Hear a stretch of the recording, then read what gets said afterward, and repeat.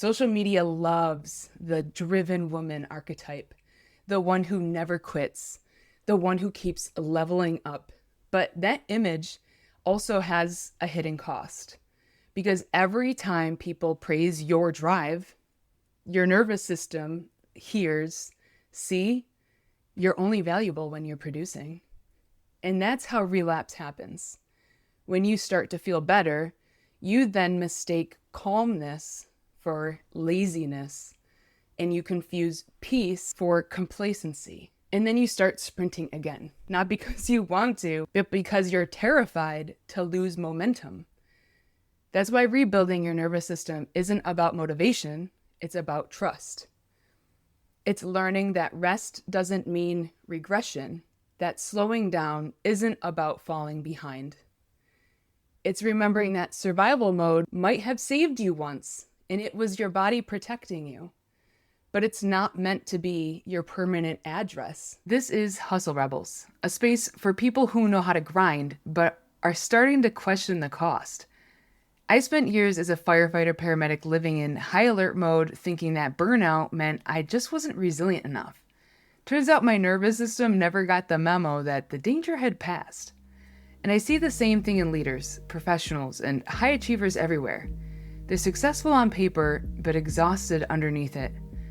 This episode is part of the Hustle Rebels Foundation series, exploring burnout through the lens of the nervous system as an economy and how to stop living in deficit. This isn't about quitting your job or blowing up your life. It's sustainable success, regulating your system so the life that you've worked so hard to build doesn't quietly drain you. If you're done white-knuckling your way through a life that looks good on paper but feels expensive on the inside, you're in the right place.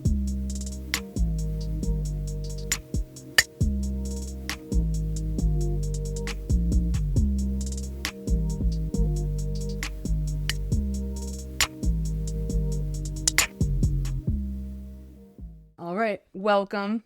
I'm Renee. We're going to just hop right in. Also, it's a really shitty day here in Massachusetts, and I didn't really feel like putting on any makeup or really getting dressed past this hoodie. So here we are. Let's roll. We're going to talk about how to earn back trust with your body and rebuild some real energetic emotional wealth. If you have been following this mini-series, the nervous system economy, this is the final piece, the credit rebuild. And if you haven't watched the first 2 episodes yet, I highly recommend that you hit pause and go back, because episode 1 is going to break down the cost of doing nothing. So what happens when you ignore your nervous system balance. Episode 2 digs in to the hidden fees and those hidden subscriptions, the tiny daily energy leaks that drain you without you really realizing it.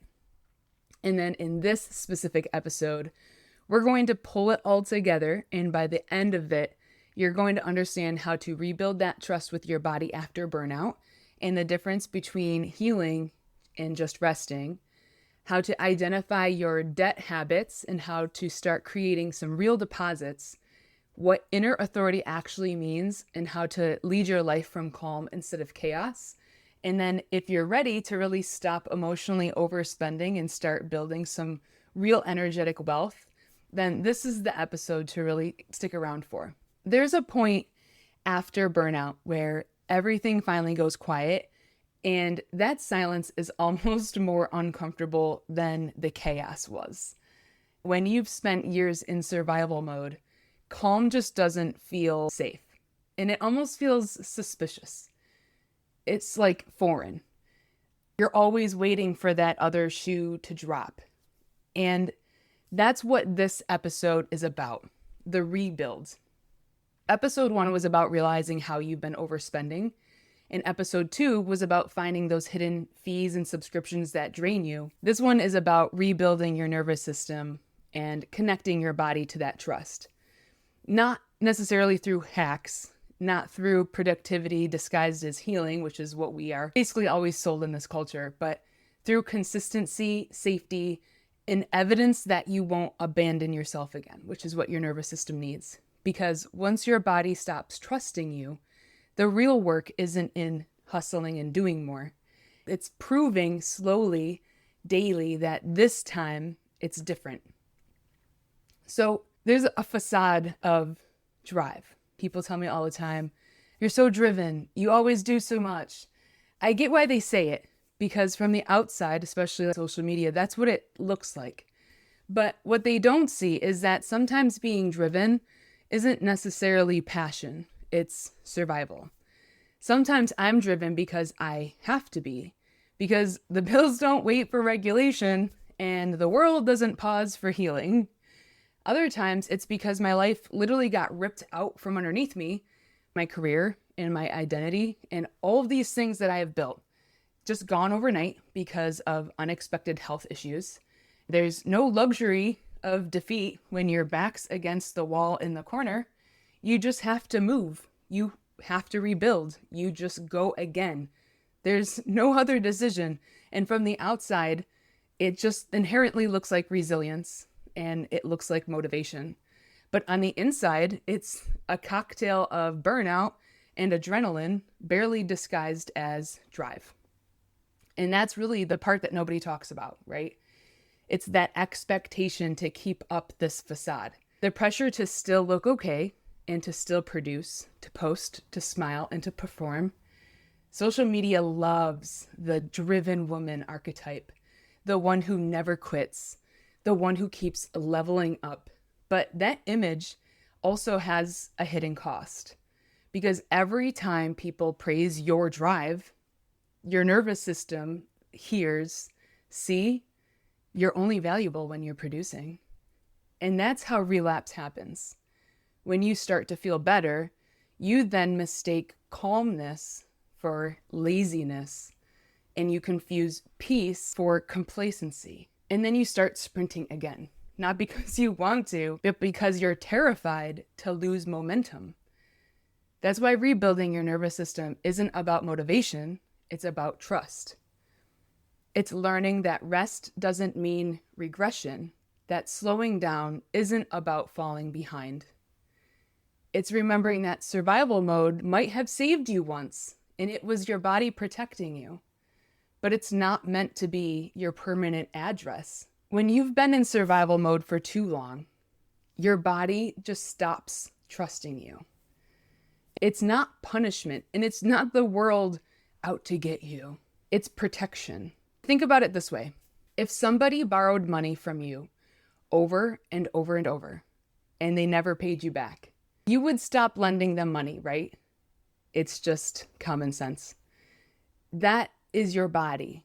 So I'm trying to take the personal identity aspect of this out and trying to think of this as a bank account or an economy, something of that nature. So when you look at it in this lens, where you're viewing it as lending money to someone, and you're viewing it as your body lending you this energy, and you're not paying it back in rest, or you're not depositing back into it. It's been fronting you energy, adrenaline, cortisol, caffeine, sheer willpower, and you promise it that you'll rest later, but later never comes, just like your friend never pays you back.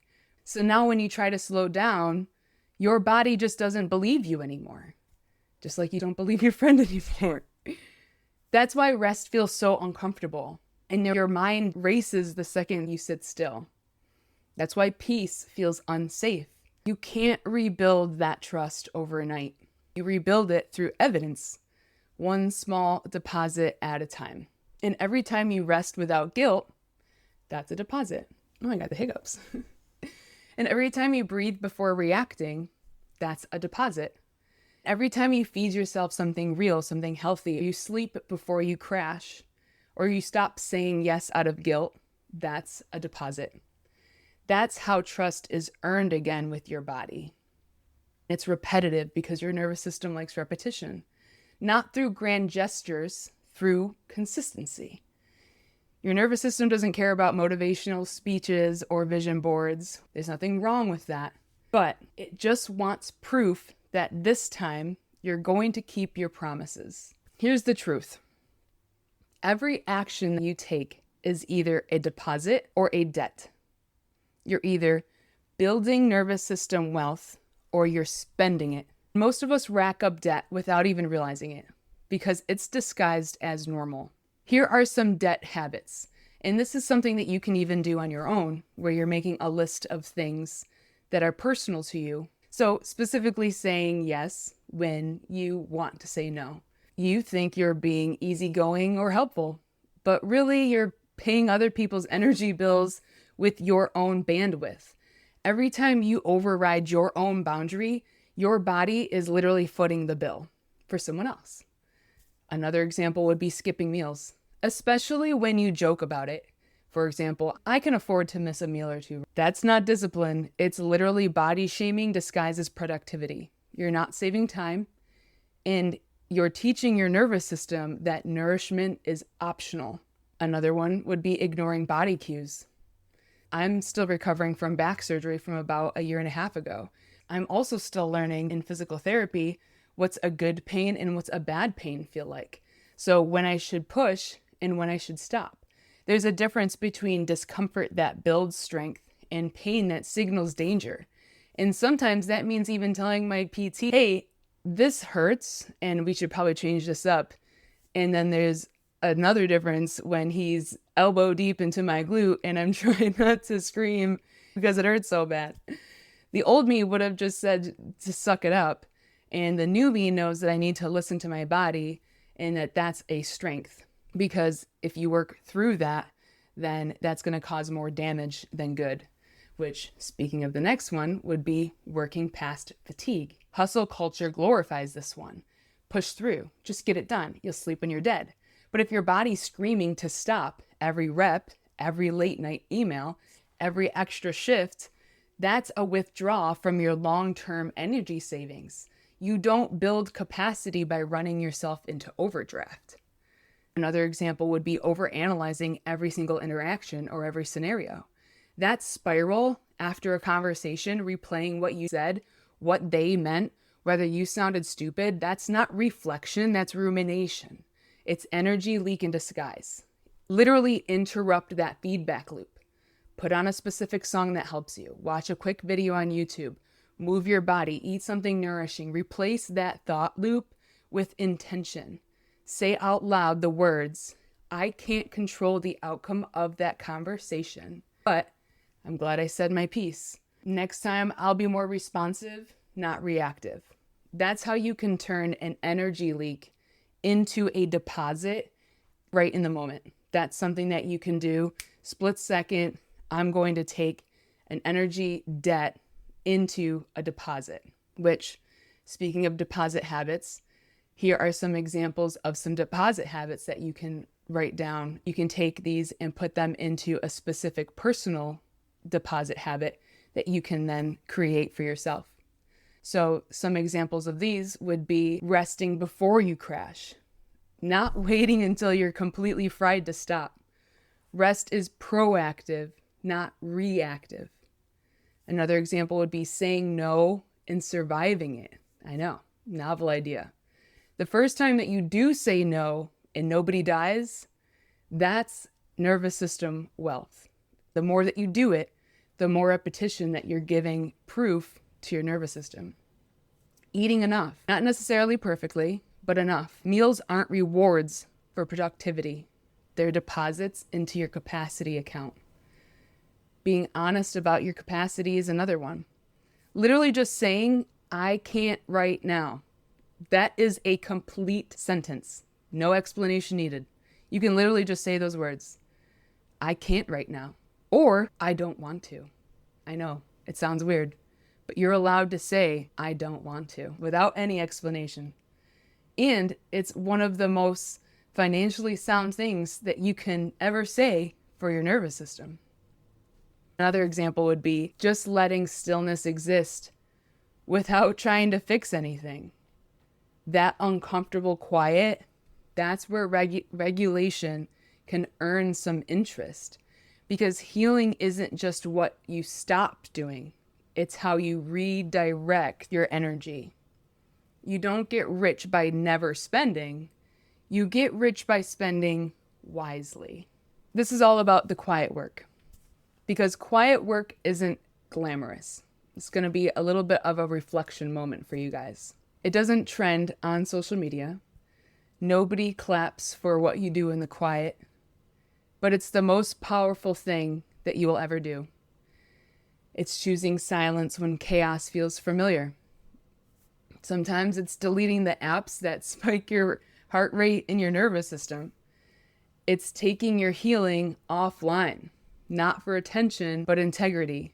Heaven forbid you don't tell people that you're getting off of social media. And that's when you realize you don't need to perform peace in order to have it. You just need to protect it or honor it. Let's talk about building a calm portfolio. If you've been treating regulation like an emergency response plan, it's time to build a portfolio of calm, something that you can basically reference to help you through some of these times where anxiety or burnout might build up, but then to help you stay regulated for the long term. Think of it as financial diversification, but for your body. You can't rely on just one practice or one habit to keep you balanced. You need multiple sources of regulation. So if one area dips, the others hold you up. One of the sources would be physical deposits, real food, water, stretching, sleep, sunshine, grounding. All of these are physical, actual deposits. The next could be emotional deposits, boundaries, truth-telling, crying when you need to, because that actually releases cortisol. So no shame in the game when it comes to crying. Relational deposits is another one. Surrounding yourself with people who regulate you, not drain you. It doesn't mean that you aren't going to be around people that drain you. That's just not possible. You're obviously going to have to be around people that drain you. But to put into your portfolio, you can make an inventory of people that you love to be around. Even if you don't see that person often, you can put that person down where you're like, you know what? I know I don't see them often, but every time I hang out with them, man, I am so energized. I love it. When you do feel like your account is getting a little more withdrawn than you would like, schedule a nice coffee date, schedule a lunch date, schedule a night out with that specific person at a place that energizes you so that you can get that little plug-in charge and off with your day. Some other ones are environmental deposits. Things like colored lights, different types of lights, sound, smells you might like, decluttering. Make your space a nervous system ally.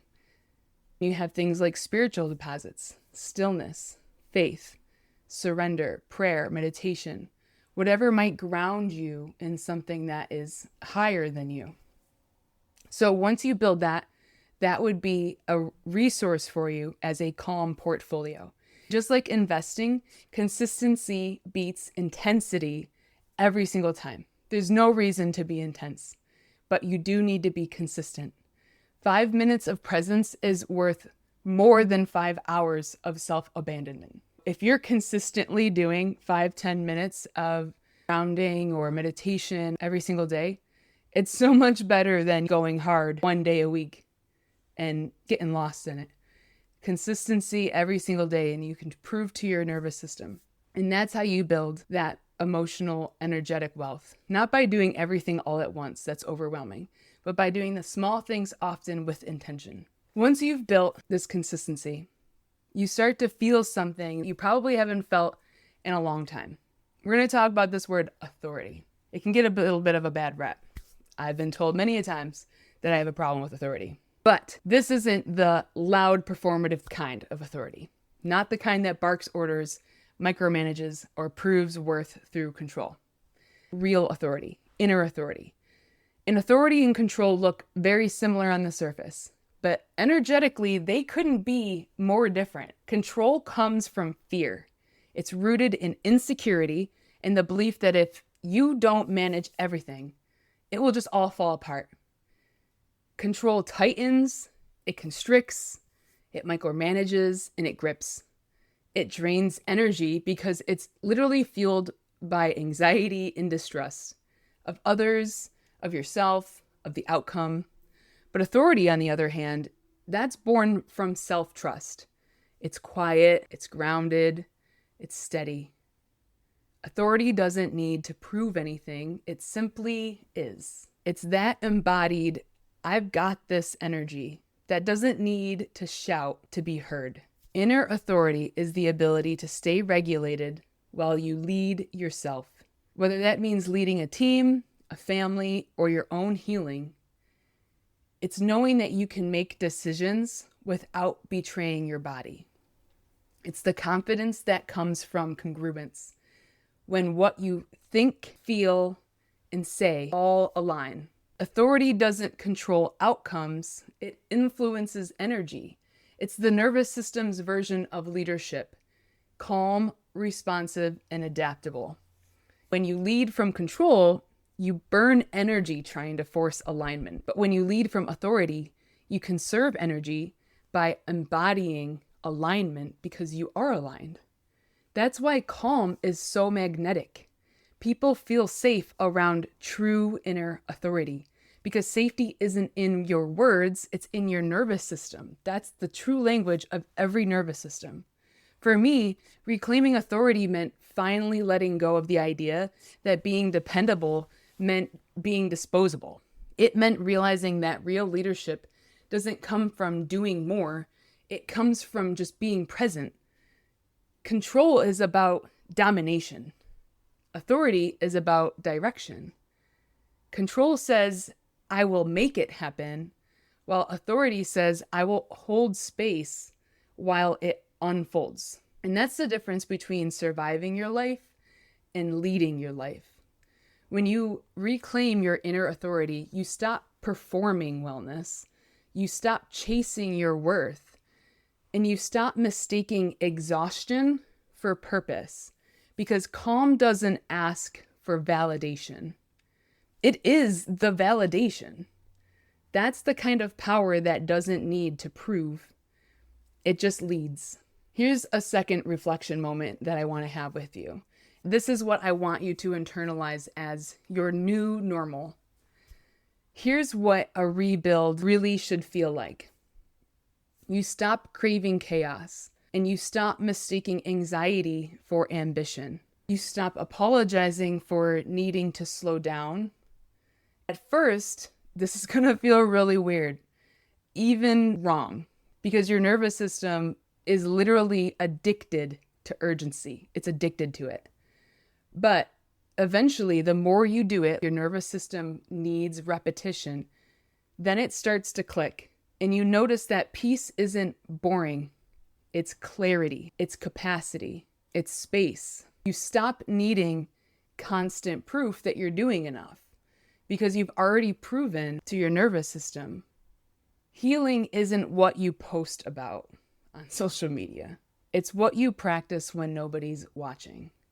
It's the moments where you choose stillness over scrolling, and presence over performance, and truth over tolerance. That's the new normal.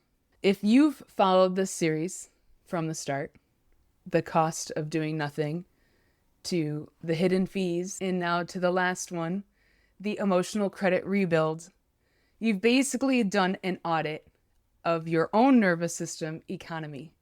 You've seen how much you've spent, how many hidden fees and subscriptions that you have ignored, and how deeply your system has craved this safety and trust. Now comes the part that matters most. Calm isn't something you find. It's something that you build. Regulation isn't an end point. It's a relationship. And wealth, the real kind of wealth, is knowing how to spend your energy intentionally. Your body isn't fighting you.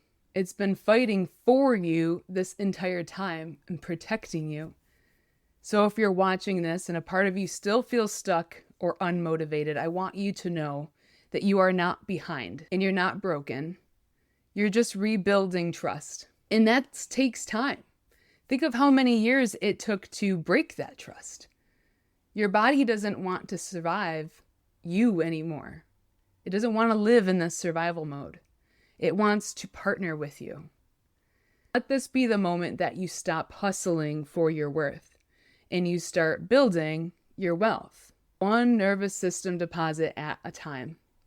Because peace isn't a prize for working harder, It's the baseline that you were just meant to live from all along. Awareness is your first deposit. You can go to my website, waywardwellnesscoaching.org. They'll give you the full roadmap where your nervous system stands and how to rebuild it sustainably. You can also work with me one-on-one if you want to go deeper. If you want to keep this conversation going, you can subscribe to my weekly Recharge newsletter. That's where I share some behind-the-scenes stories, some nervous system lessons that I also just am learning in real time, and the same practices that I use to keep my own energy regulated. Part science, part soul, part holy shit, that's also me. Because your energy isn't unlimited, but it is renewable. You just have to learn how to invest it differently. So I'll see you next week, next Thursday. See you there.